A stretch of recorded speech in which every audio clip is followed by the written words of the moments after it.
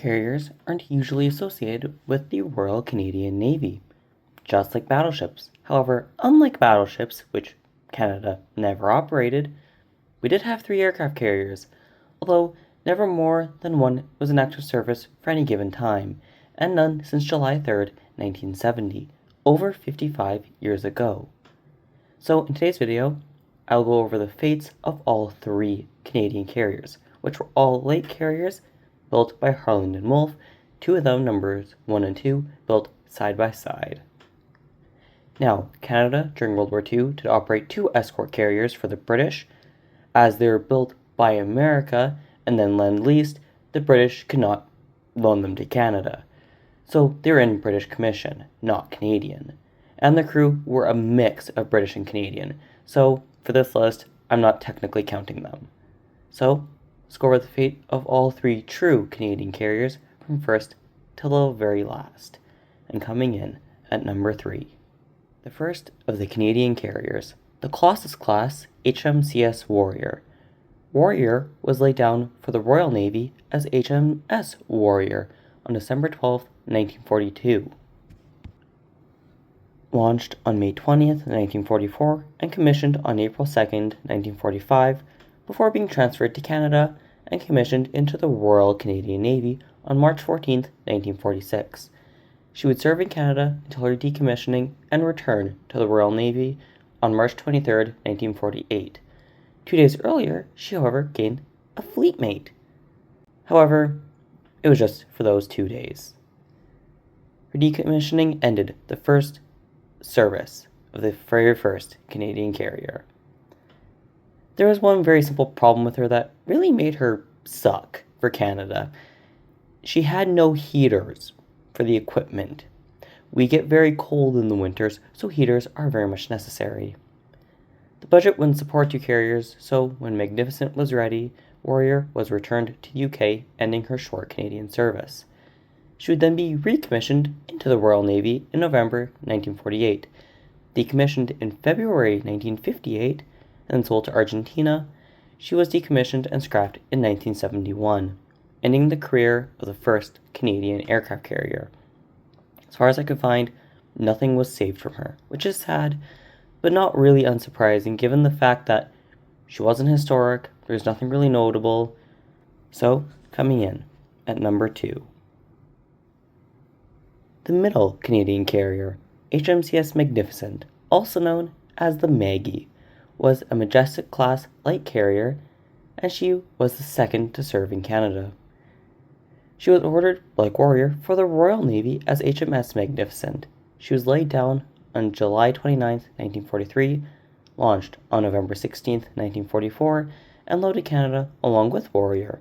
However, unlike Warrior, she was not finished, so she wouldn't end up being commissioned into the Royal Canadian Navy until March 21, 1948, 2 days before Warrior was decommissioned, because the budget.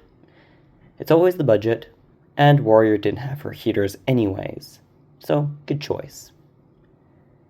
She was decommissioned on June 14, 1957, having never served during the Korean War, as she was already committed to NATO duties at the time.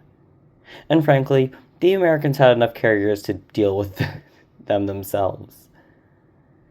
She served alongside her replacement from January 17, 1957 to June 14, 1957, although she had been in the UK since April of 57, so it was even shorter of a time, where they actually could have sailed together, although, as far as I'm aware, they never did.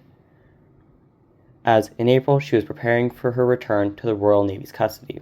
However, she would never actually serve again, and she was cut up in False Lane in July 1965, having only ever served in the Royal Canadian Navy. Now, unlike Warrior, a few of her planes do survive in various museums, but nothing as far as I could find of the ship herself, not a bell, not an anchor, nothing survives today, just like Warrior. So, let's move on to the final, and by far the most known and most loved Canadian carrier. Coming in at number 1 is good old Bonnie herself, the third and final Canadian carrier, and the second Majestics class built alongside her sister Magnificent, HMCS Bonaventure. Now, Back in 1952, Canada was already coming up with their plan to replace Magnificent. And the UK offered Canada a Hermes-class light carrier, which was too expensive, and the Americans offered to loan 2 Essex-class fleet carriers, which would have been amazing. But because budgets, Canada chose HMS Powerful, which was built alongside, at the time HMS, later HMCS Magnificent. Powerful's construction had been halted until Canada acquired her and renamed her Bonaventure. She was laid down on November 27, 1943, launched on February 27, 1945, acquired by Canada on April 23, 1951, and commissioned into the Royal Canadian Navy on January 17, 1957. She was decommissioned on July 3, 1970, having never really fought a war, just like her older fleet mates. Bonny's decommissioning ended the era of the Canadian aircraft carriers. She was scrapped in Taiwan in 1971, the same year as the first Canadian carrier, HMCS Warrior, was scrapped in Argentina, and 6 years after her sister Magnificent in the UK. However, unlike her two former fleet mates, we actually have a little bit of her preserved, which is nice. Her bell is preserved at the Shearwater Aviation Museum. One anchor is at the Point Pleasant Park in Halifax, her home port, and the home port for Canadian carriers, and another at a military college in Saint-Jean-sur-Richelieu, Quebec. I hope I said that right. 2 of her signal guns are now at HMCS Discovery, and a few planes are scattered around in various museums, just like Magnificent.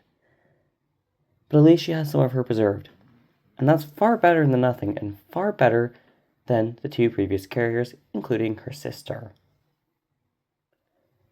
So, in a recap, all 3 Canadian aircraft carriers are long gone. They've long since all been scrapped, with very little to remember them by. Warrior and Magnificent are often forgotten, as most of the time when it's brought up, it's Bonaventure that's brought up.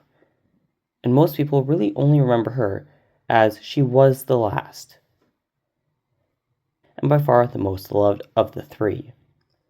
Canada has never had a fleet carrier. The closest they got was potentially getting the 2 Essexes offered by the USA, although I don't know which 2 they specifically would have been. It just proved too expensive for Canada to have a fleet carrier, which is sad. I would have loved to have seen Canada with a fleet carrier, but maybe that's just my bias. Now, all 3 may be long gone, but they, especially good old Bonny, deserve to be remembered.